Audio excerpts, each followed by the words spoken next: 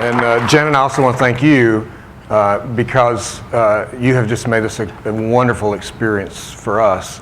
If your energy has been going up, it's because you're spending more and more time talking to each other and not listening to us, all right? We feel like we have something to offer and to bring. We were just talking this morning how much we love working together, how enjoyable it is for us to take our gifts and experience in long-term relationship and be able to share that in this kind of environment.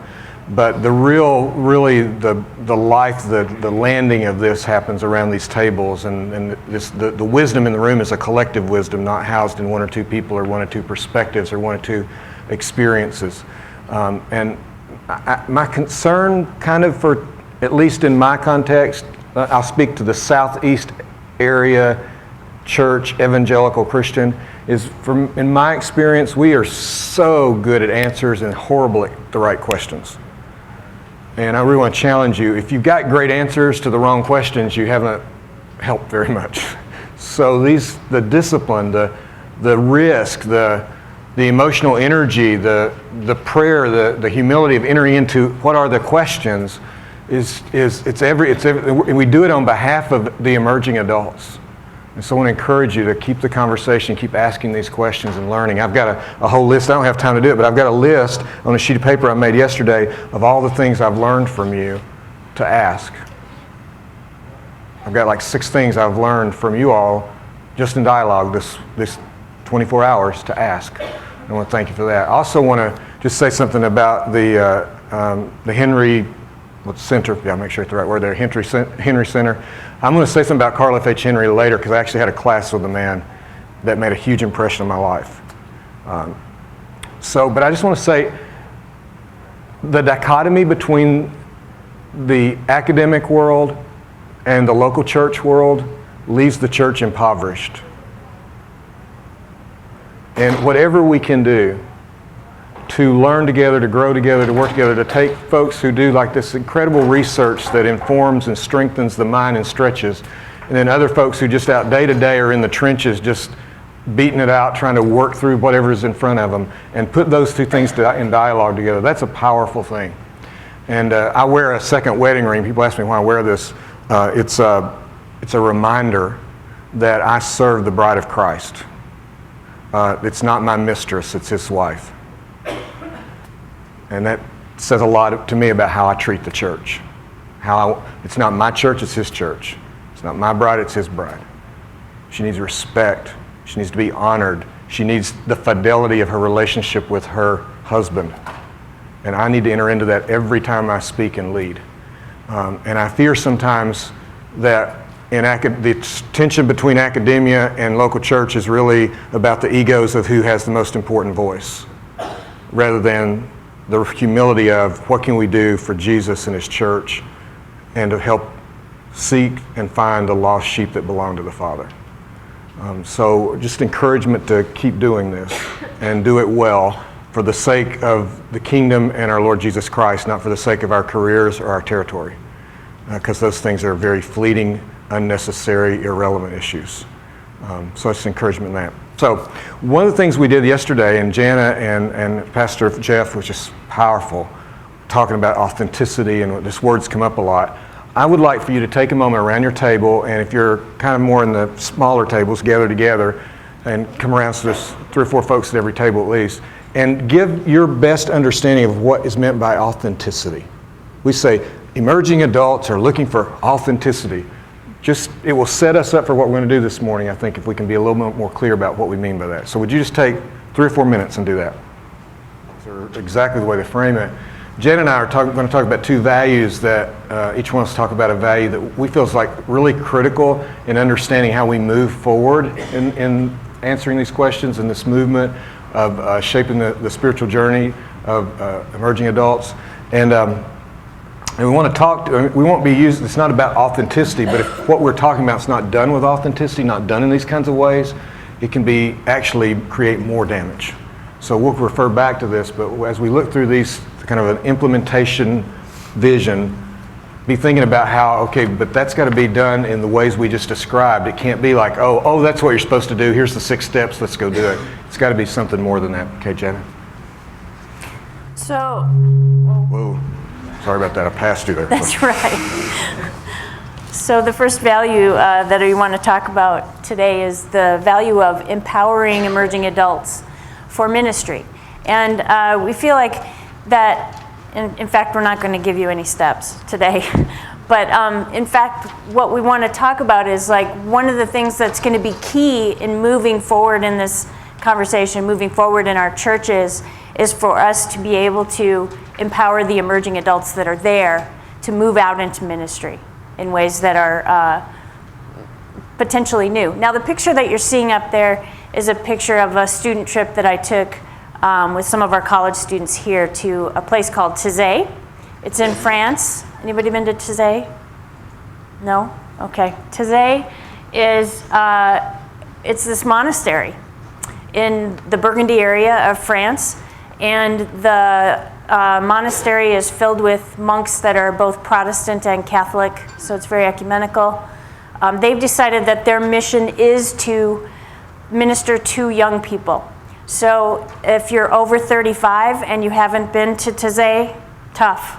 You probably won't make it there unless you bring some emerging adults, then they'll let you in. That's only how I got in.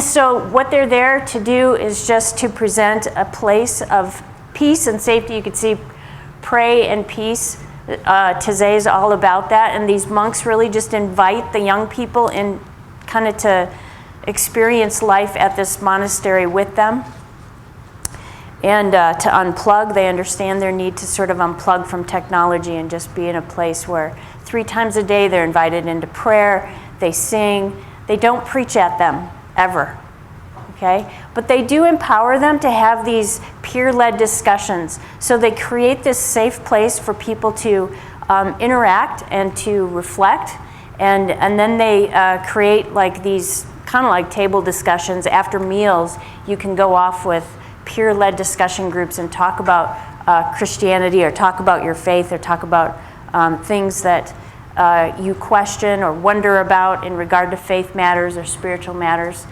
And over 100,000 young adults from all around the world go there every year. Over 100,000. What I find really interesting is that, to me, Taizé is some kind of mashup. It's old, but it's new. You know, it's like a new way to enter into something that's really very, very old. And this quote that I have here is a conversation that I was having with a young adult, where she said to me, we're in the midst of so much change. I was asking her, what is it that really resonates with you or helps you to feel empowered about the church, situation that you're in? And she said, while we're longing for stability, if things are too static, it feels just like death. So I was like, whoa, okay, strong word. So the combination of things that stay the same and a flexible environment that embraces change, shifts and grows with me, seems to both meet me where I am and challenge me further along. So that's why I come up with this. You know what a mashup is, right? It's like you take 2 songs and you put them together. You take 2 different things and you put them together in a way that kind of works. So they're looking for some, like, empowering emerging adults is going to be some sort of mashup of what we already know to do and what they know to do, or what they long to do, or what they need to do. And so I'm actually going to play you a video, hopefully soon, from 2 gals from Rick's church. Actually, we're bringing all of our video stuff from his church because he's got all the resources. Let's just put it that way. So this video is 2 gals from his church that were able to move out into ministry. And I want us to listen for what kinds of things helped them to move out into ministry in this way that you see them doing ministry. Okay. Molly Young and Sarah Grace Williams are both students at the University of Tennessee. They're both Christians, but most of their closest friends don't believe the same things they do. They felt a strong desire to share their faith and to even explore their friends' beliefs. The girls also knew that their friends' experience with Christians and the church had often not been a positive one. This led them to Explore God, a discussion group and video series for people with spiritual questions and curiosities. So what Explore God is, we had heard about it. It was a website that's specifically designed for discussion and discussion about God, and it really sounded perfect for what I was wanting to do. And it's a 7-week series based on the 7 big questions of life and spirituality. And each week you watch 2 YouTubes. The first YouTube is just 2 minutes with a bunch of different opinions, and then we talk about it. And then the second YouTube is 10 minutes from a Christian perspective. So that really sounded like a good way to talk to people in a way that wasn't going to be like us pushing our beliefs on them or anything. So that's what we decided to do. So inviting people was the scariest thing I've ever done. Yes, it was. Because I have to see these people every day. Like, they are in my classes. I have to work on projects with them. My grades could depend on my relationship with them. And so to invite them to talk about a religion, which is you don't talk about this kind of subject, it was very scary. So the first meeting, we had 5 come, all close friends of ours. And the way Explore God works is it really encourages the leaders to not speak unless they're asked to speak. So the first week was incredible, but also really hard. Week 1 was awesome. It was like community group, except we didn't really discuss the Bible, but it was like, we are going deep. We are talking about our biggest fears, like where we think our life is going, and we were going as deep as we go in community group. So obviously what we were doing was very different, and we were very encouraged to have 5 people come our very first week, especially because the discussion lasted for 3 hours, and it was so intense and really awesome. And I was so excited. I was just like, this is the best thing ever. I get to talk to my friends about this deep stuff. And then the next week came, and I was so excited. We were going to be doing this next week. And then the second week, nobody showed up, which was really awful. And so Molly and I were sitting on her couch just like, okay, great. It was kind of depressing. It was really depressing. But we wanted to look at the bright side of things. And we had found this new app called Helium app, and it makes your voice either like a bear or like a little mouse. And we made these videos to talk to each other and try and lift our spirits over the fact that we were left alone.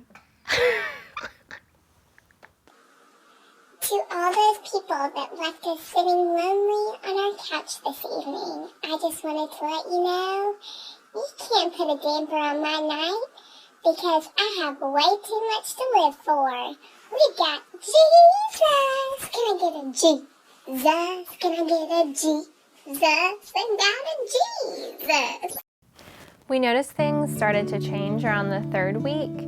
We had spent 2 weeks, like I said, sitting on our hands, and then the 3rd week was, is Christianity too narrow?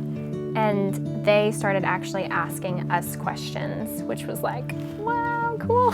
So it was very exciting when our friends realized that we were not going to judge them based off of what they said. We were listening to them. We were not going to try and defend what we believed based off of what they said right off the bat. And really, from that point on, they were asking us more and more questions, and it was like a discussion. And the fact that we waited meant that they trusted us to not jump in and judge, not jump in and get defensive.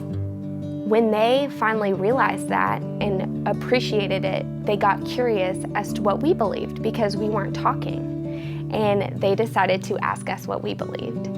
And that happened around week 4, like about halfway through the experience. And from that point on, we got to share the gospel every single week. Before, if I were to talk to my friends about God and about religion, I was really afraid to share certain things.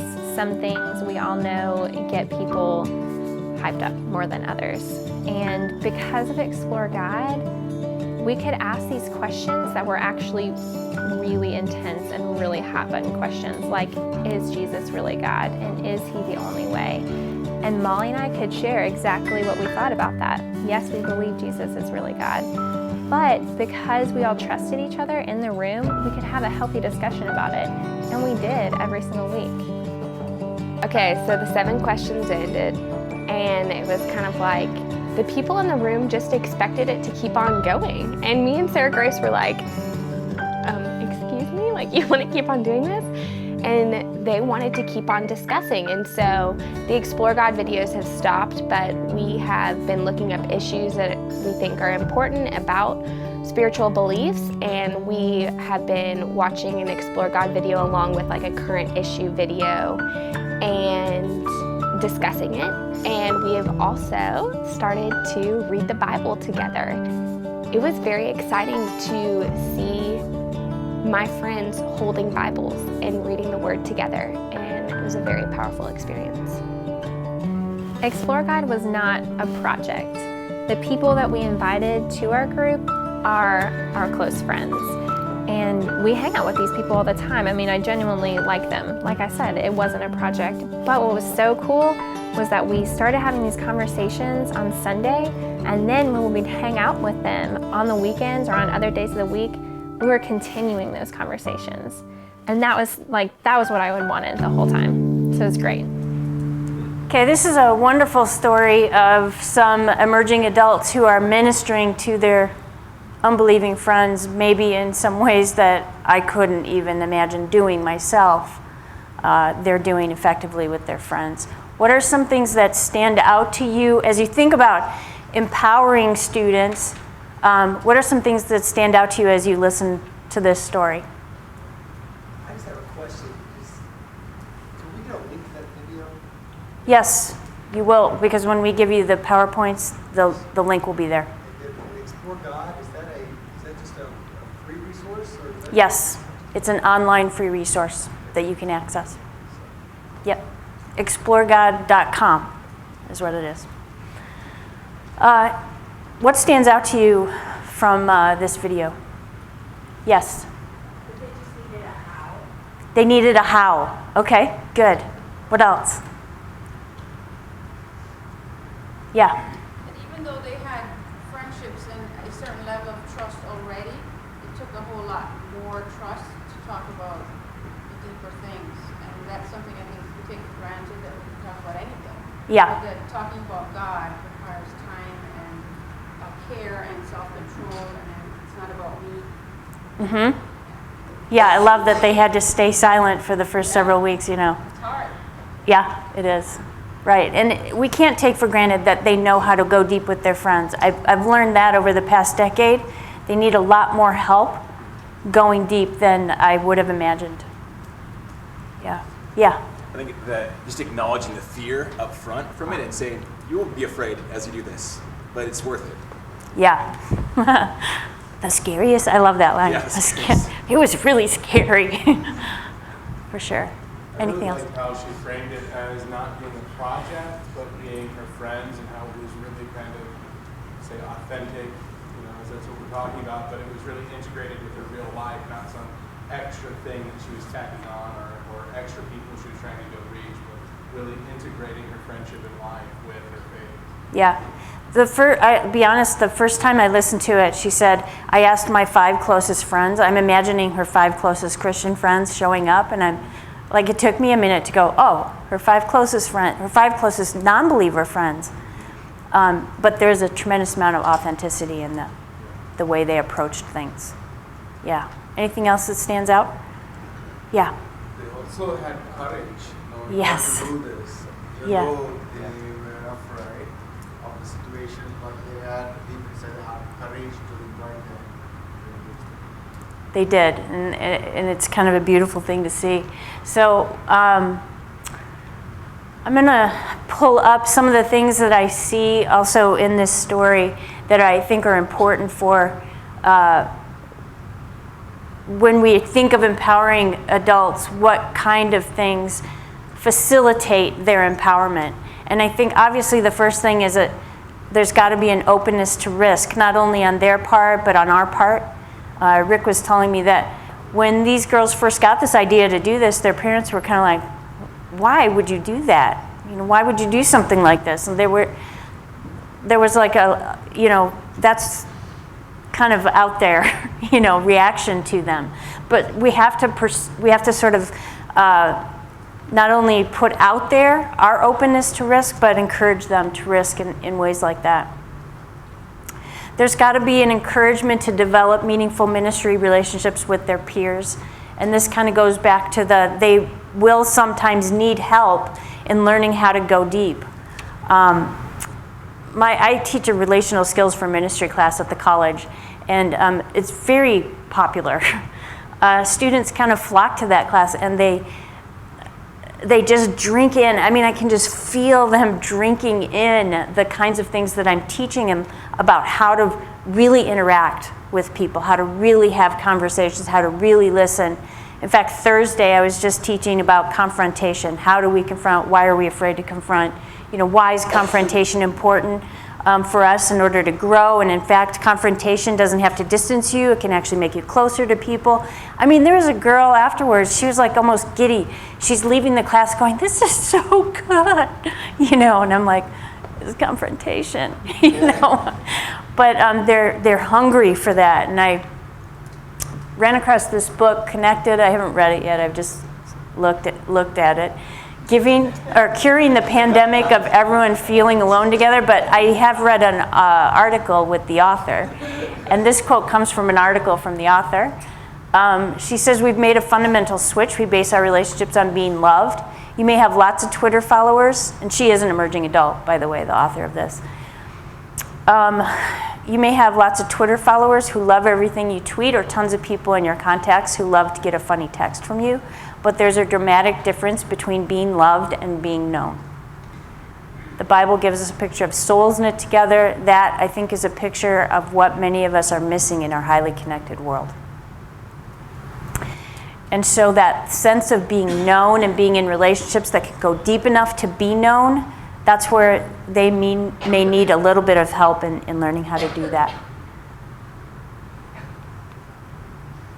So an openness to risk, an encouragement to develop meaningful relationships, and trustworthy resources that can be accessed, like Explore God. Like, yeah, it is out there and it is free, but do we know what's out there so that we can direct our emerging adults toward them? We have someone here, where's David? David Boyd is putting together a website called earesources.org. And he's trying to put together things for parents of emerging adults and different people. Do we know about resources like that? Or maybe the resource that you need to tap into in your church is a retired professional who can connect with a young adult. Or maybe the resource that we need to tap into is, I loved when yesterday Jimmy was talking about being mediators. We may need mediators between emerging adults and other the other generations that have the voice or have the power. And then personal mentoring, obviously what happens when no one shows up at that second meeting? Who's there supporting them, saying, it's gonna be okay, you're all right, or checking in with them and saying, are you remembering to stay silent? So the personal mentoring, the character aspect of it, there's just a lot of things that will help then continue to keep them in the game of reaching out to their friends. And then finally, an openness to learn. What will we learn from them? What will we let them teach us? I love that Rick already has his 6 ideas or 6 questions that he wants to continue to learn from this, but we should have that stance always. This is a picture of another trip I took with students in El Salvador, but I love this picture, and you could see that I'm standing inside the house, and he's standing at the door of the house. And what I love about it is it's sort of an image for me that reminds me that, okay, well, he's at the doorway of the house, and what he can see is a lot out there. He can see everything that's outside. I'm back in the house. I can see from myself to him and a few glimpses of what's outside. And so as a non-emerging adult, I won't tell you which generation I fit into. But what I can, I am too far ahead. So this is where I should be. What I can't see is a lot. No, oh no, I hate that when that happens. What I can't see is a lot, okay? I can't see what he can see. And so my job has to be, and to empower him to go out into that yard, that landscape. But I don't want to feel like because I can't see outside the house and as full of a measure as he can, that I can't give anything. I have a lot to offer. We all have a lot to offer to emerging adults in the midst of their journey. They need the support and the care and the scaffolding and the other things that we can provide. So we're going to move now to our table discussions. And what I'd like to do is invite you to brainstorm a little bit about what kinds of resources would be helpful to know about or to gather or to have at our, kind of in the back of our mind that we can direct or give to emerging adults. And then if there are things that are working in your context, you're already working with emerging adults and some things are working well, to share some of those.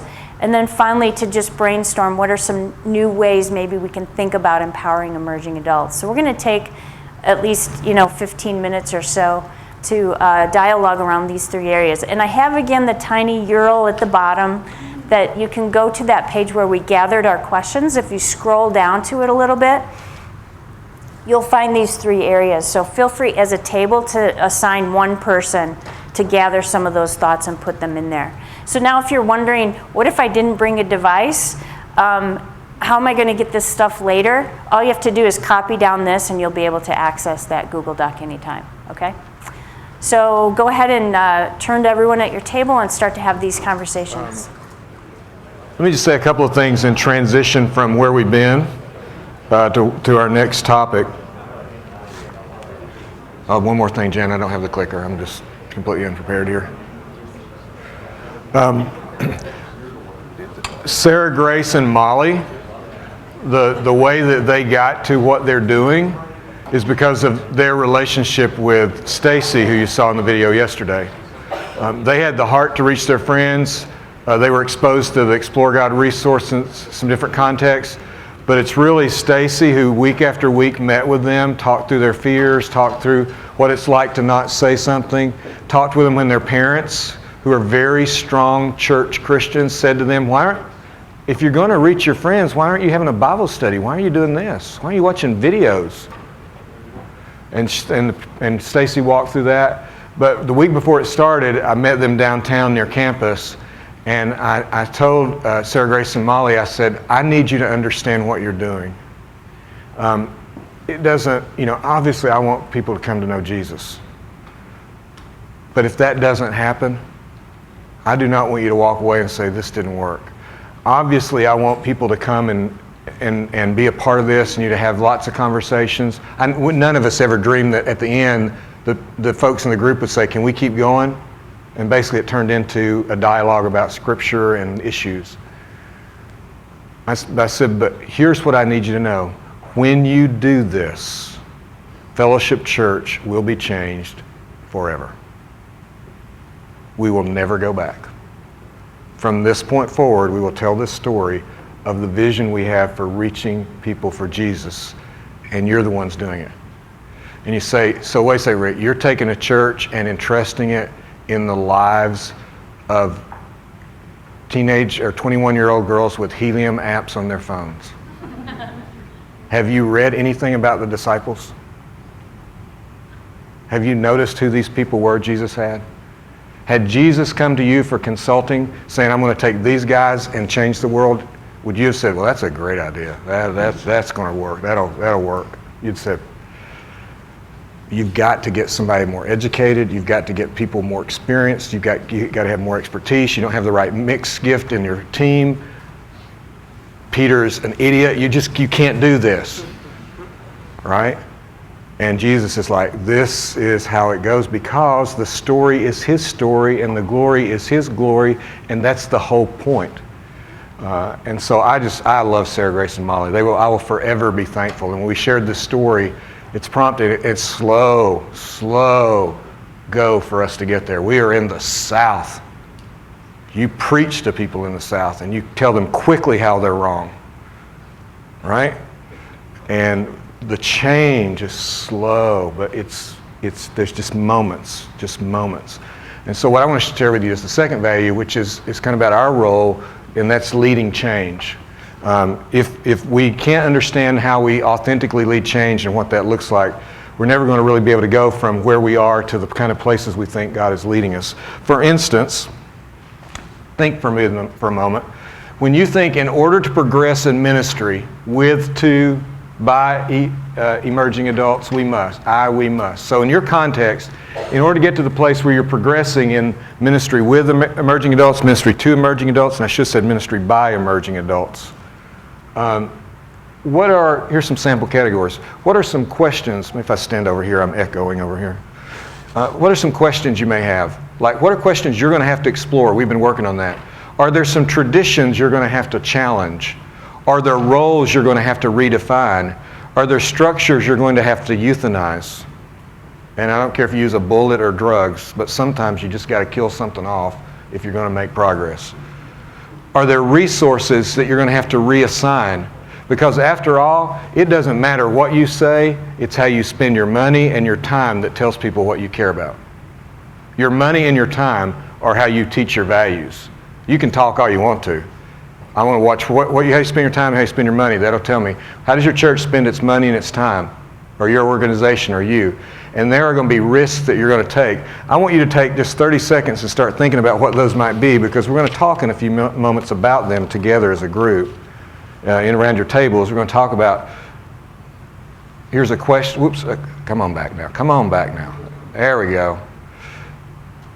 There are questions, traditions, roles, structures, resources, risks. We're going to have to really imagine and work our way through. So let me talk to you about leading change. One of the things you have to understand about my expertise in this area, and I think that this is really, Donald didn't share this, but I think he should, because I think it gives me more credibility. I became the lead pastor of Fellowship Church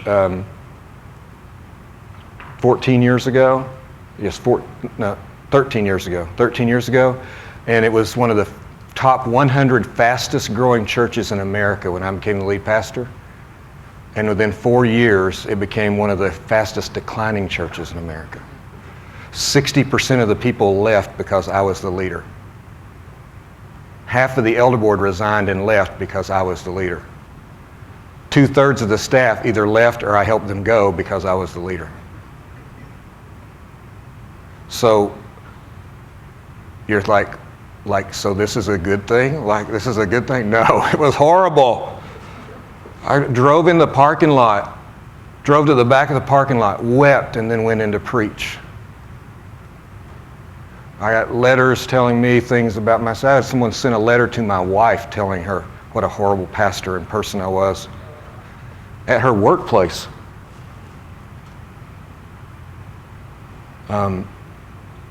Change is hard. And just some things that accumulated that need to be dealt with that nobody wanted to touch. And there was only one way forward, and we're going to have to touch them. And so I took on my role with the understanding that I would at one point be fired because nobody was going to put up with this. And how God preserved me through that, I have no idea. I remember saying to God, I hope you find pleasure in this, because I don't. But I learned a lot about change, and I'm going to share some of those things with you. And I learned a lot about myself, and I learned a lot about my ambition, my pride, my narcissism, my need to be Jesus, and I had a lot of things stripped away from me through the process of change. So I want to be honest with you, this is harder than it looks. And there's got to be a reason why you do it. So let's think a little bit. First of all, 3 resources that are going to be, they're in here because they've influenced me so much. One is Robert Quinn's Building the Bridge While You Walk on It. What a great, goodness gracious. I've learned so much from this man about leadership. And his words it says that I just live on. Don't think about what you're going to do, ask what you're trying to create. If I was thinking about what I was going to do, I wouldn't spend time with Molly and Sarah Grace doing it. That's inefficient. If I think about what we're trying to create, they're exactly the people I need to spend time with. Change is rarely efficient. The second one is switch, how to change things when change is hard. This is such a great book. These guys are brothers. One's a professor at Duke and one's a professor at Stanford. And I've learned so much about human behavior and motivation from reading this book from these guys. And then the book I give all my friends all around the country and the world. As soon as I find out a friend or someone in my community is taking a hard leadership role, I send them this book, Leadership on the Line. They call me, communicate, can we meet, can we talk? And they start saying, oh my gosh, this is exactly what I'm going through. This is so scary. And this book is all about the ways in which people come after you when you try to change, lead change. So, and when you try to lead change, by the way, here's just a little thought for you. If you know exactly where you're going, exactly how to get there, and everybody wants to get there, you don't need a leader. That's management. When you don't know where you're going, you don't know exactly how to get there, and the people wouldn't want to go there anyway, that's leadership. And people don't like that. Some will follow, some won't. And what's fascinating by these two Jewish professors from Harvard, their conclusion is, if you really want to look at leadership, really, Jesus is the best leader you'll find. And they're Jewish, and they're not believers. That's just really good stuff. So I know these folks have influenced me and are smarter than me, and so I just want to give them a lot of credit. 3 things that I think you need when you're leading change. Reason, I'm not talking about reasoning, I'm talking about reason. You need a reason. You need a big, big why. And your why's got to be bigger than the pain of the change. And your role is to communicate why your why is bigger than the pain of the change. Resolve.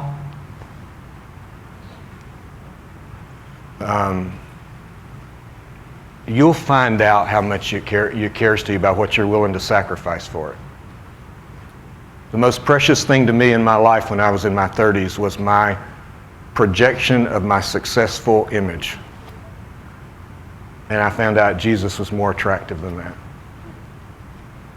That was hard to learn. And resilience. Because not only will people fail you, but when you try to lead change, you're going to fail sometimes. And you're going to have to really, there's a reason. Paul says this, you then, my son, be strong in the grace that is in Christ Jesus, and the things you've seen and heard of me in front of many witnesses, teach others, faithful men who will be able to teach others also. He had a 4-generation vision of leadership development, leadership disciple making. And the first thing he says then, now if you're going to do this, you're going to need to be strong in the grace that's in Christ Jesus.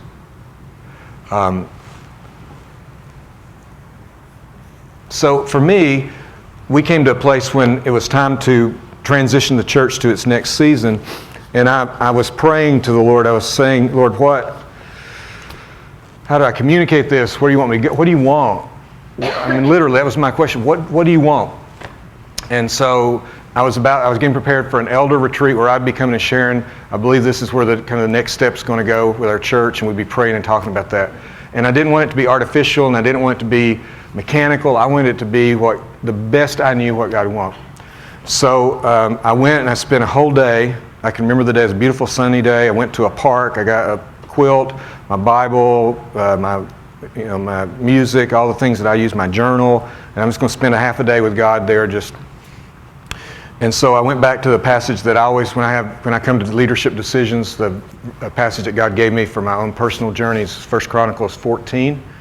Where David attacks, he's become king, and the Philistines find out he's king, and they're like, one lucky shot to Goliath, we're going to take this guy down, the little runt, we got him now. So the Philistines are going to attack David. David says, God, what do you want me to do? God says, go attack them, and you will destroy them. I'll give them into your hand.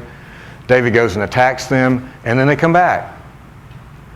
And if this is my natural leadership style, is if the Philistines are coming back and God told me to beat them last time, I'm just going to go beat them up again. And find great pleasure in doing it. Because I tend to be more competitive about things, so I'd be like, okay, come on, bring it on. Let's make it happen. I'm like, ready, shoot, aim, right? And God has taught me, where can you come to the place where it seems so obvious to you what needs to be done, you need to stop and ask me. And this reflection that Jana's talking about yesterday is so important. because my model, if you've read my book early in InterVarsity Press about working with adolescents, I talk about pacing and leading. And Jana has wisely taken that model, pacing and leading, and that's what the discernment and intentionality is. And now she's added reflection, which is so critical, and I'm so thankful she's done that. It makes it a more powerful model. I hope you see the power of that. And so what happens is David inquires of God, God, what do you want me to do? And God tells him, can you believe this? God says, go take your army and stand next to the balsam trees and just sit there. And when you see me move and the wind comes through the balsam trees, that's me, and then you go out and fight. But you just sit and you wait. Do you know what it's, can you imagine what it's like to be the king, the general, who's sitting and just waiting? And your whole army's like, are we going to do this? Are we going to move? Something wrong with him? Has he gotten afraid? Why is he not doing anything? You know, you can just feel the murmurs of like, come on, move. And David waits, and when the balsam tree goes, he goes, and afterwards he says, look at what God has done by my hand. That's leadership. Look at what God has done by my hand. I love that phrase. So I'm laying there looking up at pine. We don't have balsam trees in Tennessee, but I'm looking at the pine trees. We have lots of those. I'm just laying there and I said, Lord God, please, what do you want me to do? And he said, what is in your heart? What do you care about? I said, well, I care about the next generation. They can do it. And I'm kidding you. The wind whipped through the trees and then stopped. Now, I'm not a mystic, but I'm not stupid. Okay. But understand this. God did not say, and it will work. And God did not say, and your job's going to be secure. God did not say, they're going to love you. That's not the point. Outcomes are never the issue. Obedience is the issue. It's faithfulness. A lot of what American leadership is so disastrous in the church is because we are working towards outcomes. We were never designed to control outcomes. We are called to be faithful. If you're controlling the outcomes, you're teaching your emerging adults that it's about controlling the outcomes, and your authenticity is already gone. It's over. It's about being faithful. And so two qualities, and you know, one of these, I don't know which came first, me reading the life of Moses or Jim Collins' book, Good to Great. So I need to give him credit in case I got this from him, because I may have. But he says there's two qualities that turn organization and companies from good to great. It's passion and humility. I actually got those from my study of Moses. I'll mention those. So again, this may be more Jim Collins than me, but I love this particularly, at least these two words. The idea of passion. And passion is about a steely determination. It's not about an emotion. Don't misunderstand passion. And again, I can only speak because I am an American. American culture is event-based. Everything's about events. That's why big churches work, because we're about events. And we're about the manufacturing of passion through emotion in big events.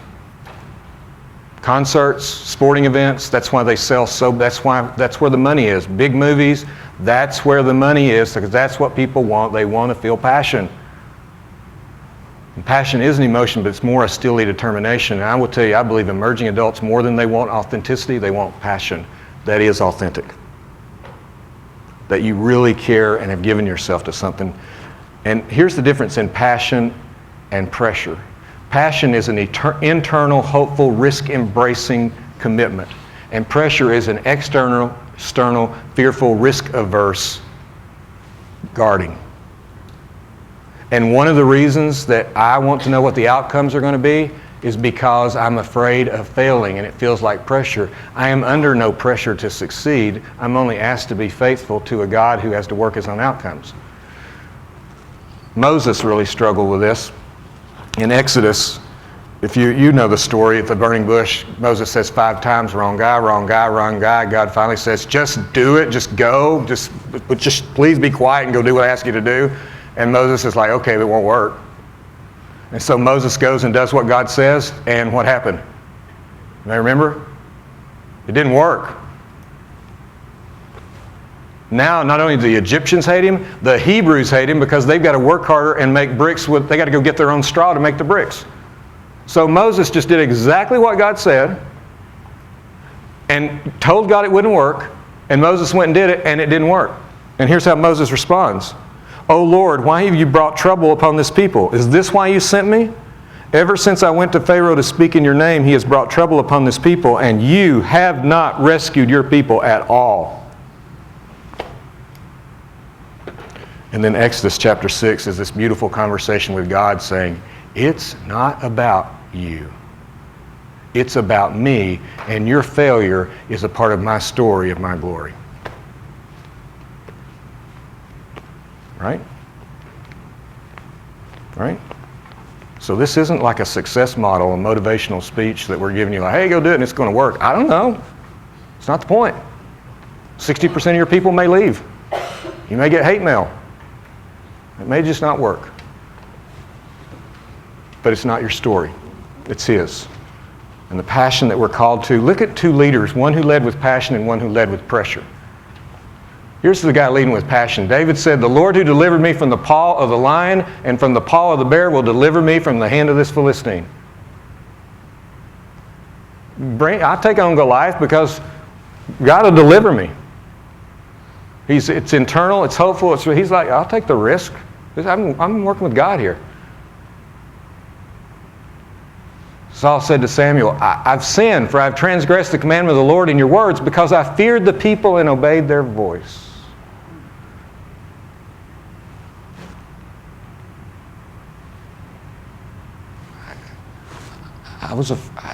I'm 6'4". I'm the best warrior in the nation. They chose me. I got to keep them happy. That's what leaders do. Isn't it interesting? Like, if you're going to choose one guy to say you can't be the king and the other guy to say he's a man after my own heart, are you going to choose the murderer, adulterer, or the one who just keeps doing disobedience and little things? God's economy is so different than ours.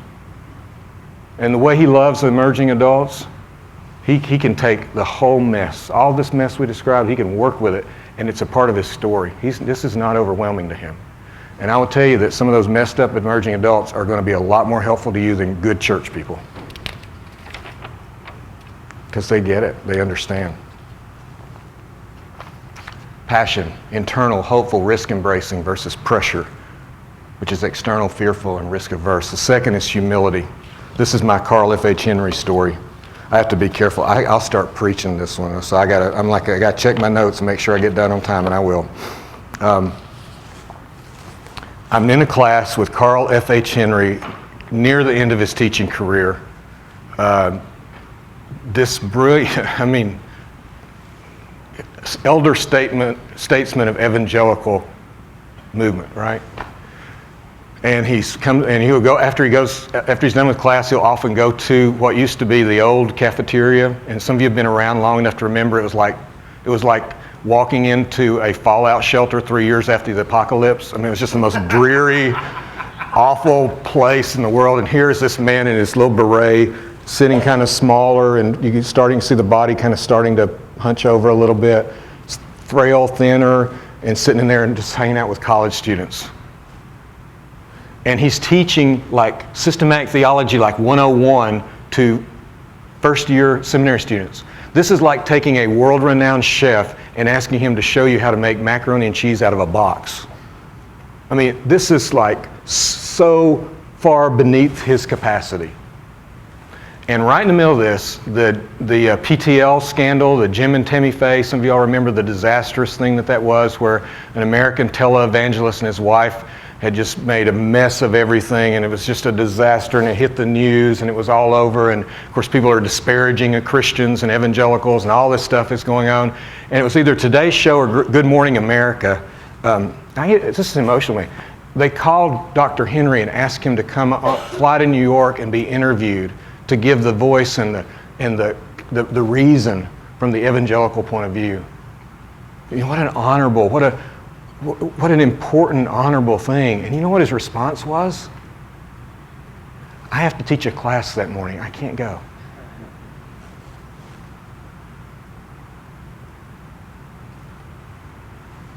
Does do something to you? Because it does to me, maybe because I was just in there. So honestly, if you ask me to come and sweep for the Carl F. H. Henry Center, I'll come and sweep for it. Because that's how much I revere the man. And brilliant understanding of revelation and Scripture. But humility. The Holy Spirit follows humility. The path of the Holy Spirit is paved with humility. It's the path of Jesus. It's the hardest thing because none of us are naturally humble. And some of us are like me, they're narcissists. Humility is a secure identity, to your point, Donald, entrusted with the gospel, and a faithful witness. And that's authenticity. That's congruence. And narcissism, because of insecurity, we approach everything as entitled and we make ourselves the main character of the story. And if you want to build a big church quick in America, this is a much faster way than that. And if you want a big quick ministry, use events and narcissists. And maybe a recovering narcissist like me can add a little something in there if we can learn a little bit of this side of the equation. I meet so many pastors who live entitled. I'm entitled to nothing except I should have been nailed on a cross. That's what I'm entitled to. I've been given grace. And our young emerging adults know, they know, is this about them or is this about me? Is it about my ministry or is it about their lives in ministry? Would I risk my position? Would I risk my reputation? Would I risk my success because I really believe that I've been called to be a faithful witness to help them learn to be faithful witnesses? Will I lead change with a humility and yet a passion, a resolve, an absolute perseverance, steely determination to go where we're going, but I only do that because I'm following God and it's up to Him what the outcomes of it are. This man, I just love this man in Scripture. If you remember Daniel, you remember he and his friends, Shadrach, Meshach, and Abednego, all his friends, they refused to eat of the king's table and they'll only take vegetables. You remember the whole story that happens to that, Shadrach, Meshach, and Abednego, all this. Well, the first time that Nebuchadnezzar has a dream, and none of the wise men and none of his seers, and nobody can interpret his dream. So he's going to kill everybody. And Daniel's kind of like, yeah, just give me a shot, right? Because God had come to Daniel and given Daniel something to share. This is how Daniel says. Daniel answered the king and said, no wise men, enchanters, magicians, or astrologers can show to the king the mystery that the king has asked, but there is a God in heaven who reveals mysteries, and He has made known to King Nebuchadnezzar what will be in the latter days. You know how I'd have gone in there? I'd be like, hey, God's told me, let me tell you, man, I got it. I can interpret that dream. And Daniel said, nobody can interpret your dream. Only God can do that. And then after it works, but as for me, this mystery has been revealed to me not because of any wisdom I have more than all the living, but in order that the interpretation may be known to the king and that you may know the thoughts of your mind.